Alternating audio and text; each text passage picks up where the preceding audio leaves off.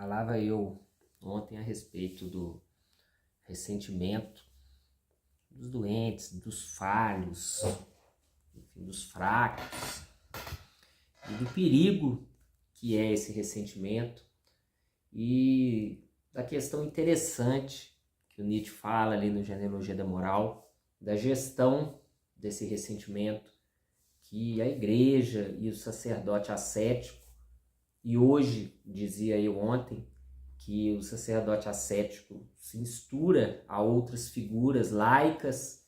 Hoje o sacerdote não necessariamente é religioso, desde quem se diz religioso, como por exemplo pastor e tudo aí, que não tem nada de religião ali, nada, até essas figuras de coach, figuras, enfim, figuras proeminentes aí que guiam as pessoas, né? São várias as figuras. E o papel importante que essas figuras do ascetismo fazem de virar ou gerar o ressentimento dos fracos e dos fudidos contra eles mesmos. A questão da culpa, a questão do pecado, da danação, enfim, com esses nomes modernos que se dá aí, né? Empreendedorismo e outras tantas. Me vem só empreendedorismo na cabeça, porque eu não tenho contato com essas coisas, eu não sei. No qual a pessoa vira o ressentimento contra ela mesma. Ela é culpada, ela é responsável, ela. Nem sabe por onde começa, nem por onde termina. Hoje, como uma segunda etapa, eu quis trazer algumas coisas interessantes a respeito do ressentimento e dos fracos aí, como se lida com isso e como eles mesmos se lidam consigo. Essa questão do como aplacar, apaziguar, entorpecer. Temos aí a questão da religião, que é a chave, e a religião no sentido de que, como bem diz o Nietzsche ali no Genealogia da Moral, que a pessoa, o fraco, ele, ou humano, se você quiser pensar assim, ele não se importa com sofrer. Ele aguenta o sofrimento. O que ele se importa é de ter uma razão, um motivo para o sofrimento. Esse é o ponto-chave, não sofrer em vão. O grande sofrimento aí dos fraquinhos é em vão, para quê, por quê? Que a religião, com os ideais ascéticos, vem responder, né, com N fatores. Você está purgando a sua vida, você vai viver depois, essa vida aqui é só uma passagem. Vem aqui o pessoal do espiritismo, que é coisa relativamente recente, a forma como o espiritismo é dado hoje, nasceu ali nos tempos do Nietzsche, com Allan Kardec, aquele pessoal, que a vida é justamente, você sofre para se purificar, você está melhorando. Cria-se um porquê e o sofrimento é aceito. Mas não é só essa questão do porquê do sofrimento, a gente tem outros elementos aí que influem de forma muito significativa e que a gente vê no dia a dia. Eu vou pegar aqui o Genealogia da Moral e nós vamos conversando uma coisinha ou outra aí, tá? Primeiro um pedacinho do parágrafo 16 da terceira dissertação, tá? Que é o seguinte, vou lendo aqui, nós vamos conversando. Primeiro a questão que os fracos aí se aglutinam, tem essa tendência engraçada, né? O pessoal, o rebanho, a própria palavra diz, rebanhos tem tendência a se aglutinarem. E, enfim, vamos ler aqui.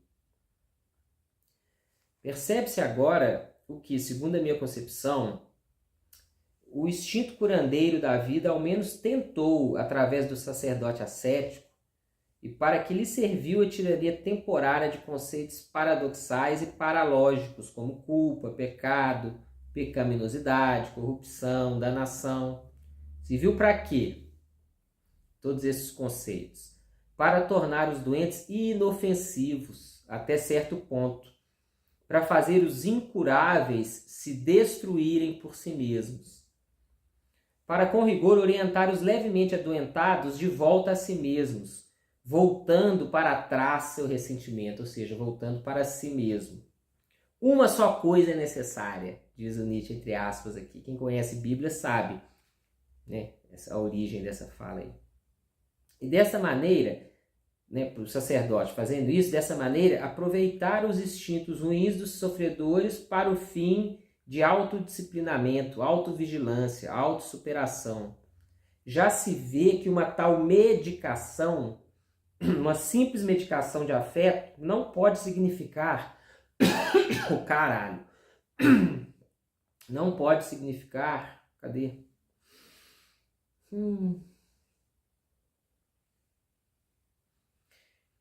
Já se vê que uma tal medicação, entre aspas, uma simples medicação de afeto não pode significar uma verdadeira cura de doentes no sentido fisiológico. Não se poderia sequer afirmar que o instinto de vida teve aí a intenção e a perspectiva de cura. Qual que é a grande intenção? De um lado, uma espécie de concentração e organização dos doentes. A palavra igreja é o nome mais popular para isso. Mal sabe o Nietzsche, tantas igrejas tem hoje, né? Não. De um lado, uma espécie de concentração e organização dos doentes. A palavra igreja é o nome mais popular para isso.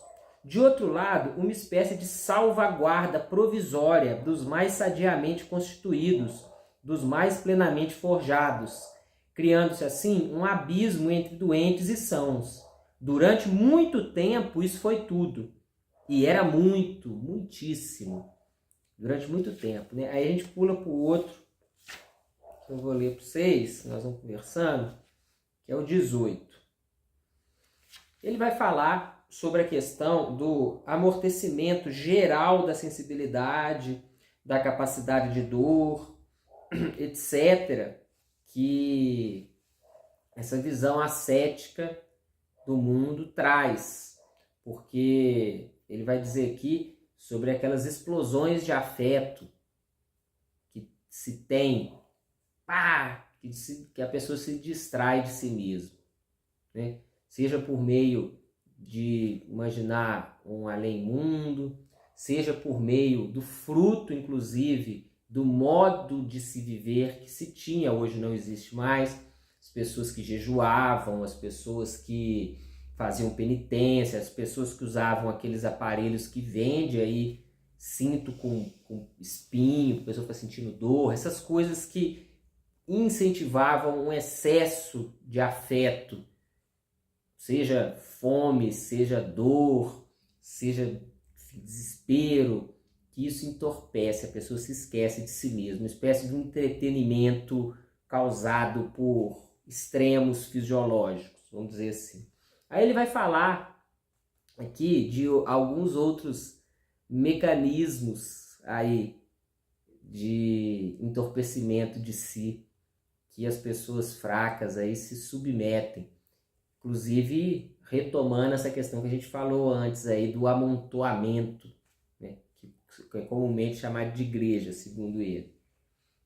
Bem mais frequentemente que este hipnótico amortecimento geral da sensibilidade, da capacidade de dor, o qual já pressupõe forças mais raras, sobretudo coragem, desprezo da opinião, estoicismo intelectual, emprega-se contra estados de depressão um outro training, de todo modo mais fácil.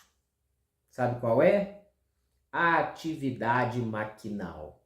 Aqui ele vai falar do trabalho, e especificamente do trabalho alienante, que é uma coisa interessante que o Freud, no Mal-Estar da Civilização, esse livrinho aqui, ele fala a mesma coisa. E mais interessante é o seguinte, este livro e este livro, todos dois, ambos os dois, como diz o pessoal, né? Ambos os dois, foi traduzido pelo mesmo cara, que se chama Paulo César de Souza. E engraçado que ele diz o seguinte, que o Freud é mais realista quanto ao trabalho e o Nietzsche seria mais romântico. Mas eu não entendi da onde que o Paulo César de Souza tirou essa ideia, não. Sabe por quê? O Freud fala com todas as letras aqui, quer ver? Eu vou achar aqui numa nota de rodapé, se eu não estou enganado. Eu vou dar um pause aqui, porque eu não estava de ideia de falar sobre o Freud, não. Eu lembrei aqui agora, lendo. Eu ia falar sobre o Max Weber. Aliás, eu vou. Pera aí. Achei. Eu vou ler aqui, eu já disse, vou repetir de novo. Esse livro aqui, claramente, por mais que o Freud diga que não, até onde eu sei ele disse que não, esse livro claramente é uma resposta a esse aqui. Claramente. Os temas que o Nietzsche tratou, o Freud tratou, na mesma ordem que o Nietzsche tratou nesse aqui, o Freud escreveu nesse aqui. Os mesmos temas, culpa, esse aqui falou de culpa. Trabalho, esse aqui falou de trabalho. Sexualidade, esse aqui falou de sexualidade. Tudo igual. Impressionante, muito interessante isso. Mas foi um tema para fazer depois, né? Tem que estudar e tudo. Mas vamos lá. Escuta aqui que o Freud vai falar do trabalho e depois a gente escuta aqui que o meu amigo Nietzsche fala. Mas vamos ver o que o Freud diz aqui, ó.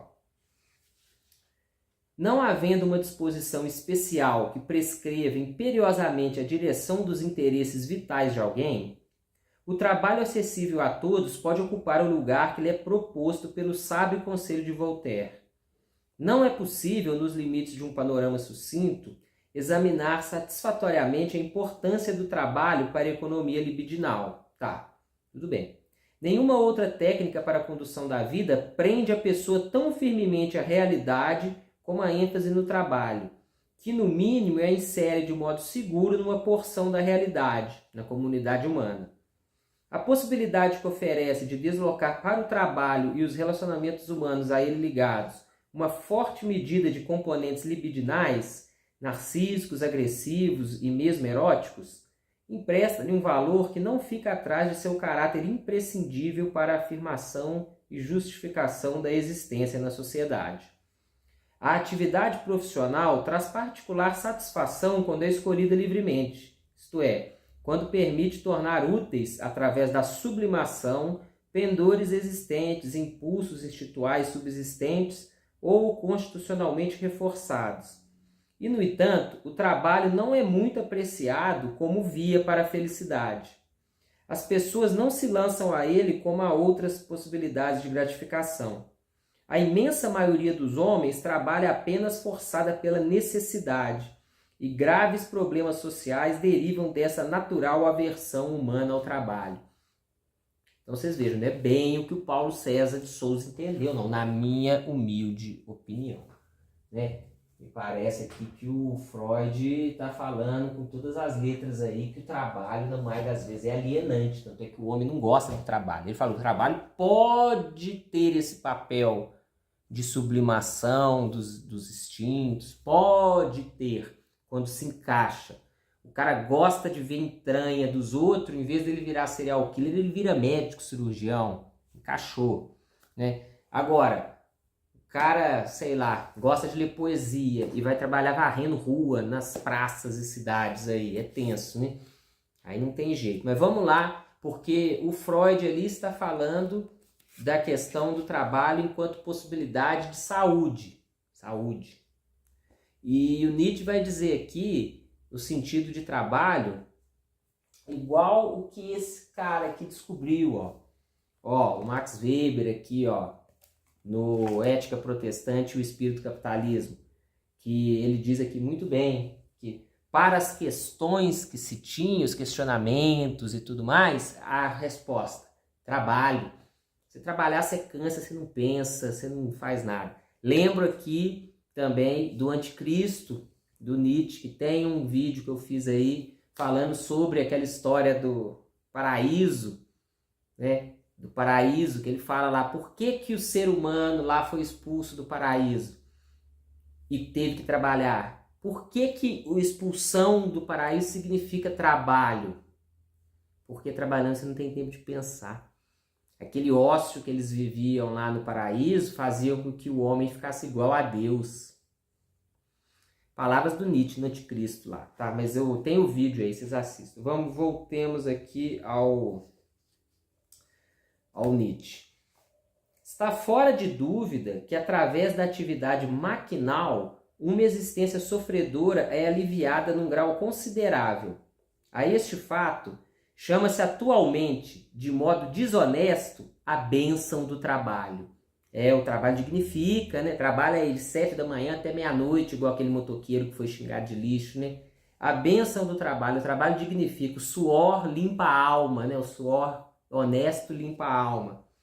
O alívio consiste em que o interesse do sofredor é inteiramente desviado do sofrimento, em que a consciência é permanentemente tomada por um afazer seguido de outro, e em consequência resta pouco espaço para o sofrimento, pois ela é pequena, essa câmara da consciência humana. A atividade maquinal e o que dela é próprio, que é a absoluta regularidade, a obediência pontual e impensada, o modo de vida fixado uma vez por todas, que puta que pariu, é uma coisa que sempre me mata, sempre me lasca. A pessoa é taxista, vem o Uber, a pessoa se mata, que é taxista. Cara, me mata. Eu vejo, tem gente de empregos antigos meu que tá lá fazendo a mesma coisa até hoje. E os caras ficam loucos. Meu Deus, a pessoa se torna aquilo. Por quê? Porque ela tem o modo de vida fixado uma vez por todas. Ela se torna aquela ocupação que ela faz. Ela é pedreiro pro resto da vida. Ela é Uber pro resto da vida. Pode fechar a Uber, o cara vai morrer de fome, não vai saber o que fazer para a rua. Enfim, o preenchimento do tempo, uma certa permissão, mesmo uma educação para a impessoalidade, para o esquecimento de si, para a falta de cuidado com si mesmo. De que maneira completa e sutil o sacerdote ascético soube utilizá-la na luta com a dor. Aqui, ó, de onde é que o Max Weber tirou várias ideias desse livrinho aqui, ó. Mas o Max Weber mesmo fala, né, que duas grandes influências dele, que são os caras mais importantes do século XIX, segundo o Max Weber, Karl Marx e Nietzsche. Que dupla estranha para falar, né? Mas o Max Weber que falou isso aí. Faz sentido, o livro dele é muito bom, viu? Diga-se de passagem. Precisamente quando tinha de lidar com os sofredores das camadas inferiores, com trabalhadores, escravos ou prisioneiros, aí o Nietzsche põe um parênteses aqui, ó, ou com mulheres que são geralmente ambos ao mesmo tempo, escravas e prisioneiras. Eita, até hoje não mudou nada ainda da época do Nietzsche para cá, né? Necessitava ele de pouco mais que a pequena arte de mudar os nomes e rebatizar as coisas, para fazer com que vissem benefício e relativa felicidade em coisas até então odiadas. O ódio ao trabalho aí. A insatisfação do escravo com sua sorte não foi, de qualquer modo, inventada pelos sacerdotes. Um meio ainda mais apreciado aqui tá, então ponto, ó. O Nietzsche, em vez de ele pôr parágrafo, ele põe uns travessão, cara. Tem que acostumar a ler, né? Então, vocês vejam. Primeiro ponto, o trabalho. O trabalho dignifica. O trabalho cura. O trabalho ajuda. Mente vazia, cabeça do diabo, né? Assim fala. Trabalho. Você vai se sentir bem, vai se sentir melhor. Por conta do quê? 1, que você se cansa. 2, que você não tem tempo. 3, que é uma educação para não cuidar de si mesmo. Uma educação para abafar a si mesmo. Como bem dito aqui, o trabalho ensina, inclusive, a impessoalidade. Quem é servidor público aí sabe disso. Você entra ali em tese, né? Mas não deixa de você acabar se aprendendo isso. Suas opiniões, o que você pensa, deixou de pensar, morrem, fica lá fora. Ali você é só um autômato pronto para servir, para cumprir o seu papel. Sua opinião que se lasque. Você aprende a distanciar-se de si mesmo, obrigatoriamente, no mundo do trabalho. Não só no serviço público, né? No serviço CLT, idem. Mesmo empresário, não vai com a cara do outro. Foda, não tem horror daquele cara. Queria que o outro se fudesse. Mas são negócios, né? Negócios, amigos, negócios à parte. Tem que tratar ali. Você aprende esse distanciamento de si, colocar suas próprias questões em segundo plano. Outro método, este por demais interessante. Um meio ainda mais apreciado na luta contra a depressão é a prescrição de uma pequena alegria que seja de fácil obtenção e possa ser tornada regra. Esta medicação é frequentemente usada em associação com a anterior, a do trabalho. Olha que coisa, não? A forma mais frequente em que a alegria é assim prescrita, como meio de cura, é a alegria de causar alegria. Ao fazer benefício, presentear, aliviar, ajudar, convencer, consolar, louvar, distinguir. No fundo, ao prescrever amor ao próximo, o sacerdote ascético prescreve uma estimulação, embora em dosagem prudente, do impulso mais forte e mais afirmador da vida, da vontade de poder. Bom, não vou nem entrar no mérito da vontade de poder do Nietzsche aqui, que é um conceito tão vasto, tão profundo, que engloba tantas coisas diferentes num contexto só, desde essa questão de vontade de poder enquanto expressão de você abocanhar mais que o outro, né? Você exercer influência sobre o outro, ou seja, você ter poder efetivo sobre o outro, tipo a trollagem, né? Você manipular, você ser mais forte, desde esse campo até a questão biológica mesmo, da vida, da distinção até do orgânico e do inorgânico, nesse impulso de poder.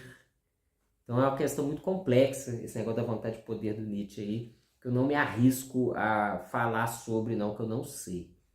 Só sei que não é simples.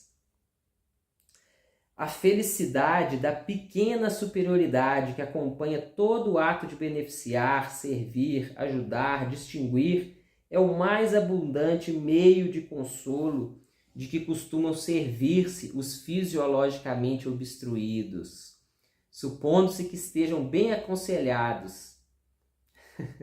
De outro modo, ferem uns aos outros, naturalmente em obediência ao mesmo instinto básico. É engraçado, essa aqui é a tal da compaixão, né? Compaixão. Como é gostoso você fazer o bem ao próximo, né? Porque você se sente lá em cima, ó. Quem você está ajudando está lá embaixo. Você se sente superior, né? Você vê essa questão da compaixão, muitas pessoas que gostam de aconselhar, de dar pitaco na vida, fazer discurso, né, moral, não, vem cá, né? Pessoas, olha como é que eu sou foda, eu ser fudido. É isso que esconde essa compaixão aí, é esse sentimento de pequenina superioridade, né? E você veja, as pessoas se aglutinam, se aglomeram para fazer esses autos de compaixão aí. Vem tanto exemplo hoje em dia, tipo clube de motoqueiro, né? Que sai andando pelas ruas aí dando brinquedos, jogando bala para as crianças. Ai, meu Deus. Nossa, espera aí que eu pulei uma página aqui. Continuando. E diz aqui, né? Supondo que estejam bem aconselhados. Vai falar que você tem que criar uma regrinha ali, né? Tem que ter uma associação, um conjuntinho de pessoas, senão começa a dar entrave, né? Um começa a querer disputar quem ajuda mais com o outro e a coisa acaba degringolando. Aí vai falar aqui que o começo do cristianismo surgiu grande parte por conta dessas associações, né, para auxílio mútuo, associação de pobres, de enfermos. Tananã. Aí vem falando aqui, né, deixa eu pular para não ficar lendo tudo, apesar que eu já estou lendo tem meia hora. Aí coloca aqui, ó. A formação do rebanho é avanço e vitória essencial na luta contra a depressão. O crescimento da comunidade fortalece também no indivíduo um novo interesse. Essa é a terceira forma, vocês viram aí, né? Você tem a forma do mundo ascético em si, que é aquela explicação para o sofrimento, uma explicação, mesmo que tosca e fuleiragem, mas já é uma explicação, ainda que você não entenda, mas se explica o sofrimento não é em vão, por causa disso, daquilo, é a primeira. Temos aí uma outra forma de consolo, que é trabalho. E a terceira forma de consolo, que é a formação do rebanho. O rebanho junto, se apoiando mutuamente. Um tem essa preponderânciazinha perante o outro, que ajuda aqui, ajuda ali. Essa é a terceira forma aí. Sem contar, né, essa questão do rebanho, além desse aspecto que o Nietzsche está falando aqui, de compaixão mútua, ainda tem aquele aspecto de reforço das ideias, né? Todo mundo pensa igual, todo mundo está junto, todo mundo se entende. Enfim, nada diferente de hoje, né? O crescimento da comunidade fortalece também no indivíduo um novo interesse, que com frequência bastante o eleva acima do elemento mais pessoal do seu desalento, sua aversão a si mesmo. Por quê? Ele vai explicar aqui, mas eu vou falar com as minhas palavras. Porque no rebanho você não é mais si mesmo. Então, esse desprezo que esses doentes, que esses fracos têm por si mesmos, de repente esse desprezo é justamente de uma forma alimentado, porque eu não sou eu sou cristão, eu não sou eu sou lulista, eu não sou eu sou bolsonarista, eu não sou eu sou vegano, eu não sou eu sou... Por aí vai infinito. Tem tanto esse desprezo de si, que é alimentado, porque quer dizer o quê? Se eu não for vegano, eu não sou nada. Se eu não for bolsonarista, eu não sou nada. Se eu não for lulista, eu não sou nada. Enfim, além disso, ainda tem a questão de elevar um pouquinho a importância que a pessoa não se dá. A pessoa deixa de viver aquela vidinha que ela entende medíocre, fuleirinha, fudidade, aquela vidinha que não vale nada, e passa de repente a participar de um rebanho, a fazer parte de uma grande história. É igual esses red pills aí, o cara não tem nojo de mulher, mas não é isso. É porque há toda uma construção misógina do Estado e da cultura woke, da cultura não sei o quê, e que eu sou uma vítima e um guerreiro que luto contra, eu faço parte disso. De repente ele vira um herói, tipo do filme do Star Wars aí, que luta contra tudo e todos, né? Ele deixa de ser o que ele entende como medíocre, né? Mas enfim, todos os doentes, todos os doentios buscam instintivamente organizar-se em rebanho, na ânsia de livrar-se do surdo desprazer e do sentimento de fraqueza. O sacerdote ascético intui esse instinto e o promove. Onde há rebanho é o instinto de fraqueza que o quis, e a sabedoria do sacerdote que o organizou. Pois atente-se para isso. Os fortes buscam necessariamente dissociar-se, tanto quanto os fracos buscam associar-se. Quando os primeiros, ou seja, os fortes, se unem, isto acontece apenas com vista a uma agressão coletiva, uma satisfação coletiva da sua vontade de poder, com muita oposição da consciência individual. Os fracos, ao contrário, se agrupam tendo prazer nesse agrupamento. Seu instinto se satisfaz com isso, tanto quanto o instinto dos senhores natos, isto é, da solitária predatória espécie homem, é irritado e perturbado pela organização. Bom, é interessante fazer essa leitura do Nietzsche, fazer a leitura do Freud, do Reich, do Camus, apesar que o Camus ele trata essas questões do âmbito dele, mais diferente, de uma forma diferente aí do Nietzsche, do Freud, do Reich. É interessante porque vocês vejam uma questão que as pessoas não param para perceber. Esse livro do Nietzsche aqui, por exemplo, foi escrito em 1888, salvo engano, ou 86, eu nunca lembro da. Muitas pessoas pensam assim, gente do céu, para que vai ler um livro velho desse, 87, na verdade, 87, eu vi aqui. Para que vai ler um livro velho desse? O que esse homem alemão está falando? Nós, hoje, 2024, nós vivemos no mesmo mundo cultural que o Nietzsche, no mesmo mundo cultural do Freud. O que se tinham eram algumas diferenças sutis da forma de ser, e, por óbvio, a questão técnica. Na época do Nietzsche, tinha máquina de escrever. Inclusive, ele foi um dos primeiros a tentar escrever com máquina, porque ele era cegueta, não conseguia escrever direito. Primeiro a escrever com máquina, um dos primeiros. Hoje a gente tem celular, tem computador, mas o que eu quero dizer é, a base cultural é a mesma. O fenômeno do fim da cultura cristã teologizada, vamos dizer assim, o fim da cultura cristã teologizada e essas questões e esse embate, o niilismo que surge, tudo que o Nietzsche muito bem identificou, que o Freud diagnosticou e o Reich tentou trazer uma cura, a gente vive hoje. Apesar do que, tá assim, né? O Nietzsche tá antigo, o Freud está um pouquinho mais para frente, o Reich um pouquinho mais para frente, né? Cronologicamente falando, no tempo. Mas nós vivemos esse fenômeno. Muitas das coisas que tem escrito nesses livrinhos do Nietzsche, muitas, na época que ele escreveu, talvez não fizesse tanto sentido quanto faz para nós hoje.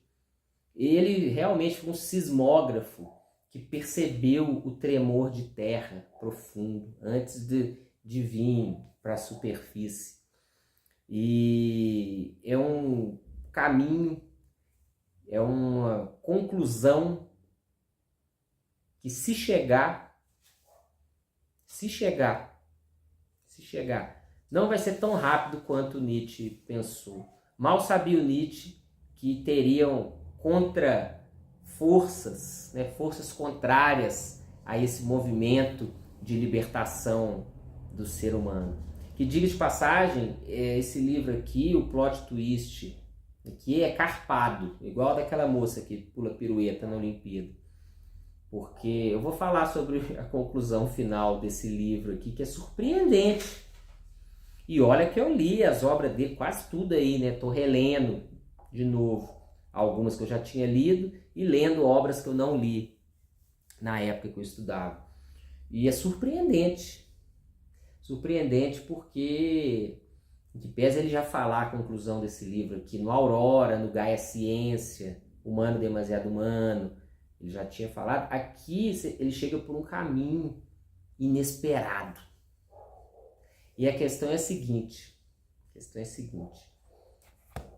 hoje, você vê que a gama de entorpecimentos que foi criada para que o falho, o doente, fique numa boa, é tão imensa que nunca se proliferou tantos falhos e doentes, e mais do que isso, o falho e o doente ganhou voz, ganhou espaço, ganhou ouvintes, né?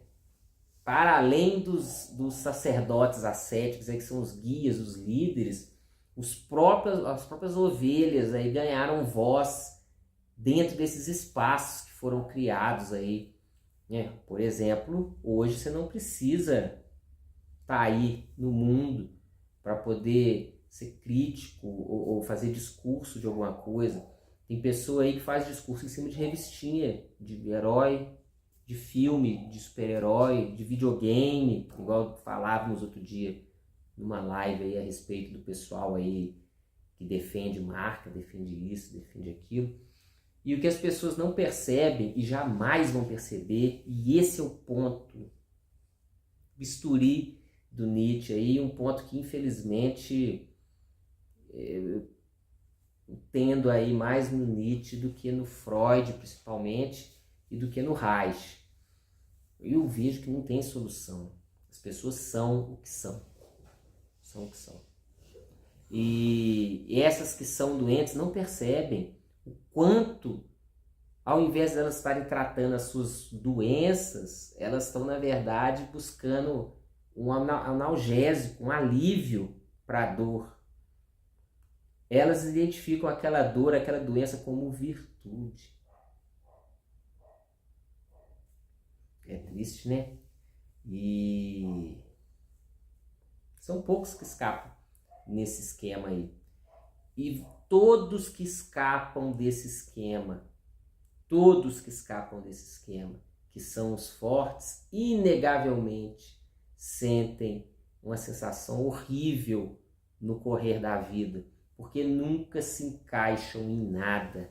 São raros os que se encaixam, são raríssimos, raríssimos. São os gênios, né? São os gênios aí. Se encaixa sofrido, mas encaixa. São os gênios, é Bukowski, Liceu Franco, o Nietzsche mesmo não se encaixou. Ele mesmo. Esse mesmo, ó. Esse não conseguiu. O Bukowski, por exemplo, conseguiu. E é triste, porque não tem solução, viu? Não tem. Não tem palavras de consolo para quem não se encaixa no esquema dos fracos aí. Você aí, por exemplo, talvez que não se encaixe. Tá aí sozinho. Vou terminar aqui com as palavras do próprio Nietzsche. Nesse livro de Genealogia da Moral que ele fala aqui. Não vou procurar aqui, não. Vou falar de cabeça. Tem que procurar as boas companhias, as nossas companhias, cara. E se não tiver companhia, que seja sozinho, então. Que seja sozinho. Mais forte. Forte. Mistura com os doentes, não. Porque as palavras do Bukowski que eu citei aqui, eles são fracos, são falhos, mas há genialidade no ódio deles. Genialidade para matar você, seus filhos, sua mulher, seu pai, sua mãe, tacar fogo na sua casa. Cuidado com o ódio dos doentes, cara. Isso pode te matar, te deixar louco. Abre o olho aí, beleza? Nem sei por onde que caminhou essa conversa minha de hoje aqui, mas foda-se. Foda-se, deixa eu ler lá. Tchau, valeu.